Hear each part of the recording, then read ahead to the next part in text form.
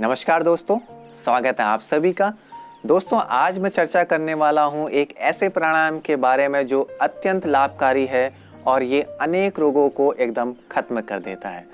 लेकिन उससे भी ज़्यादा महत्वपूर्ण बात यह है कि आपको किसी भी यौगिक क्रिया को करने के लिए छोटी छोटी बातों का ध्यान रखना होता है और ध्यान रखना होता है कि वो यौगिक क्रिया एकदम ठीक तरीके से हो। इसी तरह से दोस्तों, प्राणायाम करते हुए भी हमें छोटी छोटी बातें ध्यान में रखनी होती है। अगर आप ये छोटी छोटी बातें ध्यान में नहीं रखेंगे तो फिर प्राणायाम का उतना लाभ आपको नहीं होगा।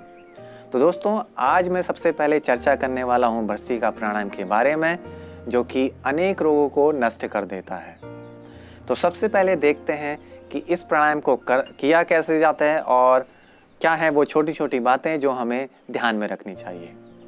तो दोस्तों, सबसे पहली बात है आपका आसन।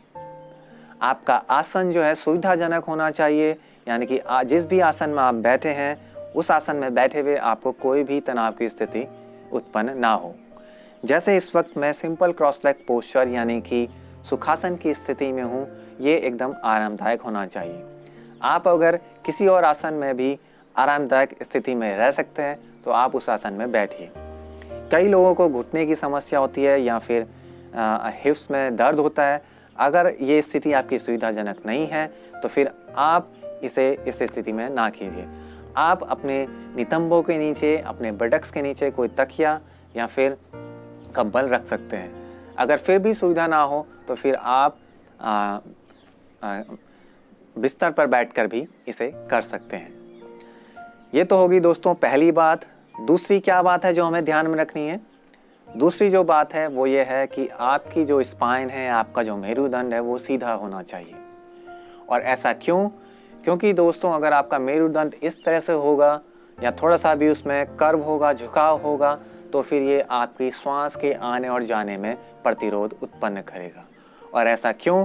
क्योंकि जब आपका ये जो उदर है अंदर की तरफ जाता है तो फिर जब आप सांस लेते हैं तो ये बाहर की तरफ नहीं आ सकता, जो कि आपकी श्वासों को प्रभावित कर रहा है। और लेकिन प्रॉब्लम यही है, समस्या यही है कि आप इस प्रतिरोध के प्रति सजग नहीं हैं। और साथ के साथ आपकी जो चेस्ट है वो भी इस तरह से सिकुड़ जाती है, तो फिर आपकी चेस्ट भी बाहर की तरफ नहीं निकल सकती।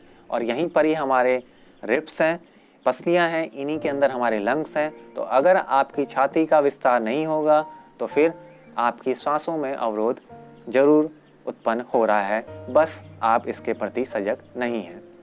तो पहली और दूसरी मुख्य बात है कि आपकी जो मेरुदंड है, स्पाइन है, वो सीधा होना चाहिए और आपका चेहरा जो है एकदम सामने की तरफ। इस स्पाइन का और चेहरा सामने की तरफ होने से एक और लाभ है कि आप ये जो इस स्थिति है, बैठने वाली स्थिति, इसमें ज़्यादा देर तक आरामदायक रह सकते हैं। ऐसा करने के बाद में दोस्तों, तीसरा जो महत्वपूर्ण बात है वो है आपके मन का शांत होना। यानी कि आप प्राणायाम कर रहे हैं लेकिन आपका मन लगातार विचलित हो रहा है, तो फिर आपको प्राणायाम का उतना अच्छा लाभ नहीं होगा। विचार आपको लगातार विचलित करते हैं, तो विचारों से मन को हटाने के लिए आप क्या कर सकते हैं? आप अपनी आंखों को बंद कर लीजिए और अपने ध्यान को ले जाइए अपनी श्वासों की गति पर। किसी भी तरह का कोई प्रयास नहीं करना है आपको सांस लेने के लिए, सिर्फ अपने मन को अपने श्वासों की गति पर केंद्रित करना है। 1-2 मिनट तक ऐसा करने के बाद में आपका मन शांत हो जाएगा और आप प्राणायाम को ज़्यादा प्रभावशाली ढंग से कर पाएंगे। आप कैसे करते हैं भस्त्रिका प्राणायाम? दोस्तों, भस्त्रिका प्राणायाम एक डीप ब्रीदिंग एक्सरसाइज हम कह सकते हैं, यानी कि इसमें जो श्वास और प्रश्वास होता है वो गहरा और लंबा होता है। तो हाथों की स्थिति रहेगी ज्ञान मुद्रा में। ज्ञान मुद्रा बनाने के लिए अंगूठे आपको इंडेक्स फिंगर को इस तरह से टच करेंगे टिप पर, और तब आपकी जो हथेलियां हैं वो घुटनों पर रहेंगी। साथ के साथ सजग हो जाइए अपनी पूरी मांसपेशियों के प्रति कि उनमें कोई तनाव तो नहीं है। कंधे एकदम रिलैक्स रहेंगे। आपको अपने जो मेरुदंड है, स्पाइन है, उसको सीधा रखना है, लेकिन उसको ऐसे तानना नहीं है। एकदम रिलैक्स वाली स्थिति रहनी चाहिए। आंखें बंद रखते हुए आपको गहरी लंबी सांस लेनी है और छोड़नी है। तो पहले छोड़ देते हैं और तब गहरी लंबी सांस।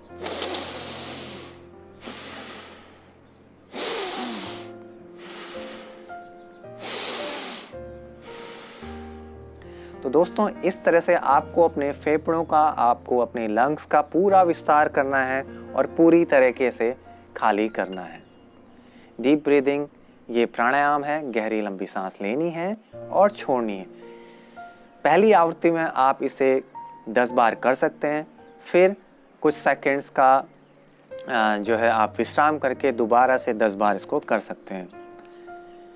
धीरे धीरे आप आवृत्तियां बढ़ा सकते हैं, लेकिन ध्यान रखिए अगर आपको डिजीनेस यानी कि थोड़ा सा अंधेरा सा छा रहा है आँखों की तरफ, तो आप रुक जाइए, क्योंकि आप हो सकता है अभी आपकी जो शरीर है या आपका जो दिमाग है अभी इसके साथ सामंजस्य नहीं बैठा पा रहा है। तो आप इस क्रिया को रोक दीजिए, फिर थोड़ी देर बाद दोबारा प्रयास कीजिए। अगर दोबारा भी यही समस्या उत्पन्न होती है तो फिर आप इसे अगले दिन प्रयास कीजिए। धीरे धीरे ये जो डिजीनेस की समस्या है वो गायब हो जाएगी।